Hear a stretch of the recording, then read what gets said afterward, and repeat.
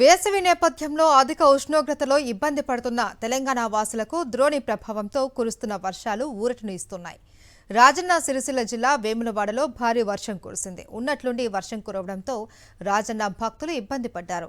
నిజామాబాద్ జిల్లా ఇందల్వాయి మండలంలో పలు గ్రామాలలో వర్షం కురిసింది. అలాగే మంచిర్యాల జిల్లా లక్సెట్టిపేట, జన్నారం, దండేపల్లిలో వడగళ్ల వాన కురిసింది. జగిత్యాల జిల్లా మేడిపల్లి మండలంలో కుండపోత వర్షం కురవగా చొప్పదండి నియోజకవర్గం కొడిమ్యాలలో ఉరుములు, మెరుపులతో కూడిన భారీ వర్షం కురిసింది. వర్షం వల్ల మామిడి పిందెలు రాలిపోవడంతో రైతులకు నష్టం వాటిల్లింది. కోనాపూర్లో తాటి చెట్టుపై పిడుగుపడ్డంతో మంటలు చెలరేగి చెట్టు దగ్ధమైంది.